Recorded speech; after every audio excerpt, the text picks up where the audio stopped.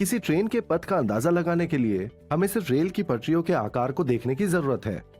इसी प्रकार विद्युत क्षेत्र के कारण बल की दिशा का अंदाजा लगाने के लिए हम विद्युत क्षेत्र रेखाओं की अवधारणा का उपयोग करते हैं।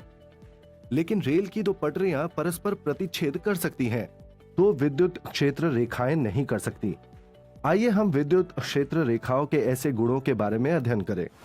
पहला, विद्युत क्षेत्र रेखा पर किसी भी बिंदु पर खींची गई स्पर्श रेखा उस विशिष्ट बिंदु पर विद्युत क्षेत्र की दिशा को इंगित करती है। दूसरा, दो विद्युत क्षेत्र रेखाएं कभी भी परस्पर प्रतिच्छेद नहीं करती हैं।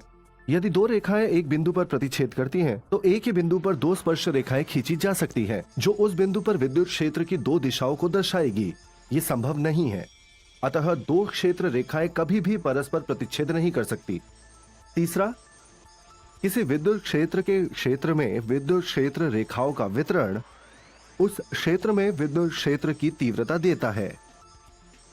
आइए आगे बिंदु को और स्पष्ट करें। माना हम किसी बिंदु आवेश Q के कारण विद्युत क्षेत्र में क्षेत्र रेखाएं खींचना चाहते हैं। व्यवहार में किसी यादृच्छिक संख्या में रेखाएं खींची जा सकती हैं। माना यह संख्या n है।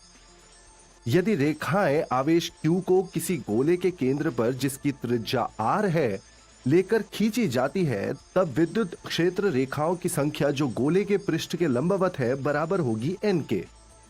इसीलिए उन विद्युत क्षेत्र रेखाओं की संख्या जो गोले के इकाई पृष्ठीय क्षेत्रफल के लंबवत गुजरती है n/4πr² है।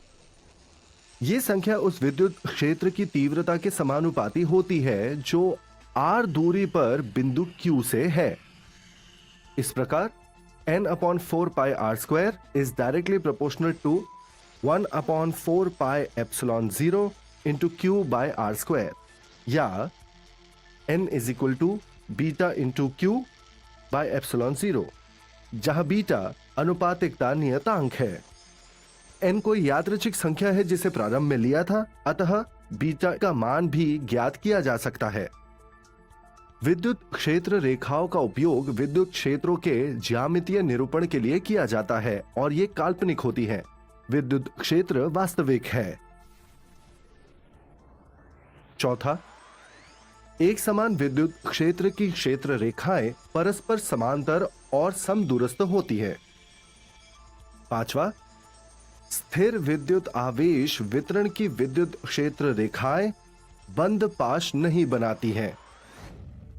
सारांश, यहां हमने चर्चा की है विद्युत क्षेत्र रेखाओं के महत्वपूर्ण गुणों पर। आइए उन्हें पुनः दोहराएं।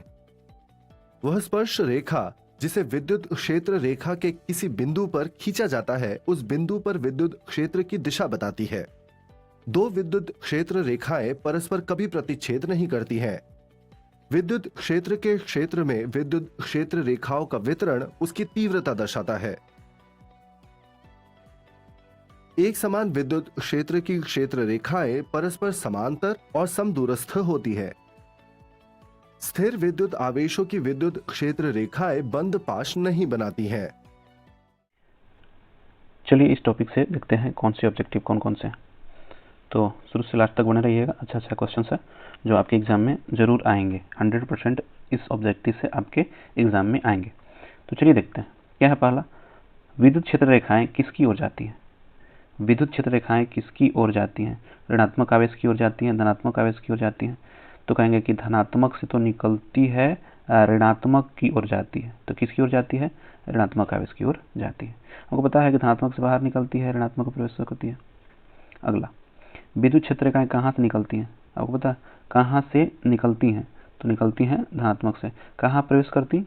तो ऋणात्मक में। अगला, विद्युत क्षेत्र रेखाएं एक दूसरे को, यह पिछले वीडियो में भी हम लोग करते हैं, विद्युत क्षेत्र रेखाएं एक दूसरे को काटती हैं, कभी नहीं काटती हैं, लंबवत होती हैं कि समानांतर होती हैं? तो इसका आंसर आप लोग कमेंट बॉक्स में, क्या विद्युत क्षेत्र रेखाएं एक दूसरे को काटती हैं, कभी नहीं काटती हैं, लंबवत होती हैं, समानांतर होती है? तो इसका जो है आप लोग कमेंट बॉक्स में कमेंट करिएगा कि विद्युत क्षेत्र रेखाएं क्या है, एक दूसरे को करती हैं। अगला, यदि किसी क्षेत्र में विद्युत क्षेत्र रेखाएं सघन है, करा कि विद्युत क्षेत्र रेखाएं सघन, सघन का मतलब बहुत पास पास हो, तो क्या होगा? क्षेत्र क्षेत्र मतलब विद्युत क्षेत्र की तीव्रता अधिक होगी, विद्युत क्षेत्र की तीव्रता कम होगी, क्षेत्र शून्य होगा कि कुछ नहीं कहा जा सकता। जब विद्युत क्षेत्र की रेखाएं सघन होगी तो विद्युत क्षेत्र की तीव्रता क्या होगी? अधिक होगी। क्या होगी? अधिक होगी। अगला क्वेश्चन देखते हैं, विद्युत क्षेत्र की रेखाएं किस प्रकार की रेखा होती है? कि जो विद्युत क्षेत्र की रेखाएं हैं किस प्रकार की रेखा होती हैं? काल्पनिक, वास्तविक, चालक की वक्राकार? आंसर बताइए। तो विद्युत क्षेत्र रेखाएं एक काल्पनिक रेखा, कैसी रेखा है? तो काल्पनिक रेखा है। कैसी रेखा है? तो काल्पनिक रेखा है। अगला, एक समान या समान विद्युत क्षेत्र में रेखाएं कैसी होती हैं? कारण समान विद्युत क्षेत्र में रेखाएं कैसी होती हैं? तो समान विद्युत क्षेत्र में रेखाएं कैसी होती हैं? वक्राकार होती हैं, सीधी और समानांतर होती हैं, वृत्ताकार होती हैं कि अनियमित होती है? तो कहेंगे सीधी और समानांतर होती है। कैसी होती है? सीधी और समानांतर होती है। तो वीडियो अच्छा लग रहा होगा तो लाइक भी कर दीजिएगा। हाँ, और एक और चीज़ देख लीजिए कि जो बच्चा जिनका अभी तक हैंड रिटन नोट्स नहीं है, जिनके पास हैंड रिटन नोट प्रॉपर नहीं है, उनके लिए है कि हम 12th क्लास का हैंड रिटन नोट्स प्राप्त करने के लिए आप जो है इस नंबर पे व्हाट्सअप कर सकते हैं और आपको हैंड रिटन नोट्स मिल जाएंगे।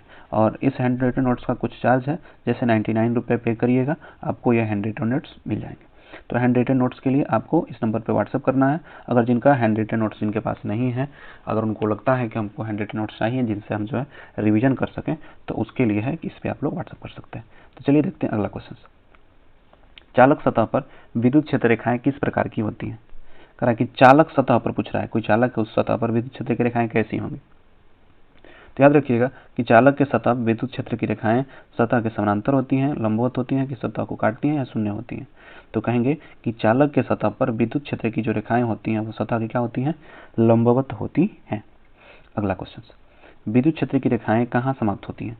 विद्युत क्षेत्र की रेखाएं कहाँ समाप्त होती हैं? विद्युत क्षेत्र की रेखाएं धनात्मक आवेश पर, ऋणात्मक आवेश पर, न्यूट्रल पे या अनंत पर? करें कहाँ समाप्त होती हैं? तो ऋणात्मक पर समाप्त होती है। कहाँ से शुरुआत होती है? तो धनात्मक से शुरुआत होती है। चलिए अगला क्वेश्चन क्या है, बनाते रहिएगा और लास्ट में आप लोग बताइए कितना सही हो रहा है। अगला, विद्युत क्षेत्र रेखाओं का घनत्व किस पर निर्भर करता है? विद्युत क्षेत्र की रेखाओं का घनत्व किस पर निर्भर करता है? घनत्व जो है उसका घनत्व जो है उस विद्युत क्षेत्र की शक्ति पर निर्भर करता है। तो विद्युत क्षेत्र का घनत्व किस पर निर्भर करता है? कोई विद्युत क्षेत्र का पास होगी, घना ज्यादा होगी, वो किस पर निर्भर करेगी? तो उसकी विद्युत क्षेत्र की शक्ति पे। अगला क्वेश्चन देखते हैं, यदि दो विपरीत चिन्ह वाले आवेश, आपसे कह रहा है कि दो विपरीत चिन्ह वाले आवेश पास हों तो उनकी रेखाएं क्या करेंगी? आप इसका आंसर देंगे। अब हमको लगता है कि इससे इजी क्वेश्चन कुछ नहीं हो सकता है। दो विपरीत चिन्ह वाले आवेश को पास रखा जाए तो उनकी रेखाएं क्या करेंगी? आकर्षित करेंगी, विकर्षित करेंगी, आपस में मिलेंगी या गोले बनाएंगी? इसका कमेंट बॉक्स में क्वेश्चन नंबर 3 और क्वेश्चन नंबर 11 दोनों का कमेंट बॉक्स में आंसर करिएगा, और दोनों आप लोगों को आ रहा है इसलिए छोड़ रहे हैं। अगला, विद्युत क्षेत्र रेखाएं कभी, आपसे कह रहा है कि विद्युत क्षेत्र रेखाएं कभी आपस में मिलती हैं, एक दूसरे को काटती हैं, कि न मिलती हैं और न काटती हैं, कि गोल गोल घूमती हैं? तो विद्युत क्षेत्र रेखाएं क्या करती हैं? तो विद्युत क्षेत्र रेखाएं न तो मिलती है और न ही क्या करती है? काटती है। तो विद्युत क्षेत्र रेखाएं न तो मिलती है और न ही काटती हैं। अगला क्वेश्चन देखते हैं, अधिक आवेश वाले क्षेत्र रेखाएं, कह रहा कि अधिक, जिनके पास अधिक आवेश क्षेत्र रेखाएं हैं क्या होंगी? अधिक सघन होगी, कम घना सघन होगी, या समान होगी, या कुछ नहीं कहा सकता।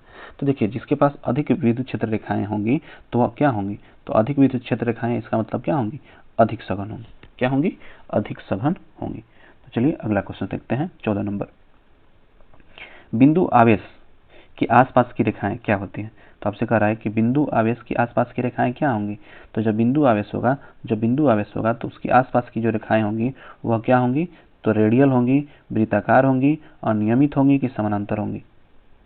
तो कहेंगे कि बिंदु आवेश के आसपास की रेखाएं जो होती हैं कैसी होती हैं? रेडियल होती हैं। अगला 15वां क्वेश्चन देखते हैं। 15वां क्या है? 15 नंबर क्वेश्चन बनाने का प्रयास करिए। 15 नंबर बनाने का प्रयास करिए। क्या है? करा कि एक समान आवेश के चारों ओर की रेखाएं, एक समान जब आवेश है उसकी चारों ओर की रेखाएं क्या है?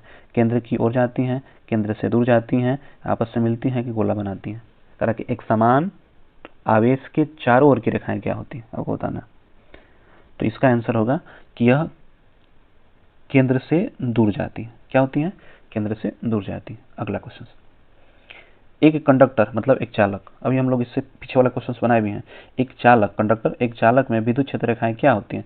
समानांतर होती हैं, लंबवत होती हैं, अंदर होती हैं कि दूर होती हैं? बताइए क्या होती हैं? तो अभी बताएं कि एक चालक में विद्युत क्षेत्र की रेखाएं जो होती हैं वे सतह की क्या होती हैं? लंबवत होती हैं। अगला क्वेश्चन, यदि क्षेत्र रेखाएं सीधी और समानांतर हो तो क्षेत्र, यदि क्षेत्र रेखाएं सीधी और समानांतर हो तो असमान होता है, समान होता है कि शून्य होता है? तो आपको पता है कि जब क्षेत्र रेखाएं सीधी और समानांतर होती हैं तो कैसी होती हैं? एक समान होती हैं। उस प्रकार की क्षेत्र रेखाओं को क्या बोलते हैं? एक समान। अगला, विद्युत क्षेत्र रेखाएं केवल क्या होती हैं? बताइए। विद्युत क्षेत्र रेखाएं केवल धनात्मक आवेश से बाहर निकलती हैं, केवल ऋणात्मक आवेश पर समाप्त होती हैं, या भी दोनों होता है? तो आपको पता ही है कि धनात्मक से बाहर निकलती है, सही है, समाप्त होती है ऋणात्मक पर, सही है। तो इसका राइट आंसर क्या होगा? दोनों होगा। अगला क्वेश्चन 19 नंबर, यदि क्षेत्र रेखाएं आपस में मिलती दिखाई दें तो, कह रहा है कि यदि क्षेत्र रेखाएं आपस में मिलती दिखाई दें तो क्या होगी? कह रहा है कि यदि क्षेत्र रेखाएं आपस में मिलती दिखाई दें तो क्या होगी? क्षेत्र अधिक है, क्षेत्र शून्य है, या नियम का उल्लंघन है? क्या कभी भी विद्युत क्षेत्र रेखाएं आपस में मिलती दिखाई दें तो क्या हो रहा होगा? बताइए। पहली बात कि कभी विद्युत क्षेत्र रेखाएं एक दूसरे में आपस से मिलेंगी नहीं, तो अधिक क्षेत्र शून्य क्षेत्र होने का तो कोई बात ही नहीं है। तो कभी नहीं मिल रहा होगा तो कहेंगे यह नियम का क्या है? उल्लंघन है। कह रहा है कि क्षेत्र रेखा आपस में मिलती दिखाई दे तो कहेंगे नहीं, यह नियम का उल्लंघन है, क्योंकि कभी विद्युत जो बल रेखाएं हैं, विद्युत क्षेत्र की रेखाएं कभी आपस में मिलती नहीं है। और आज का इस टॉपिक का लास्ट जो क्वेश्चन है उसको बनाइए आप लोग। विद्युत क्षेत्र रेखाएं की दिशा क्या होती है? हमेशा आवेश के अनुसार बदलती हैं, या दूसरा धनात्मक आवेश से बाहर और ऋणात्मक की ओर, यानी बाहर इससे और समाप्त ऋणात्मक पर, केवल धनात्मक की ओर, ऋणात्मक की ओर?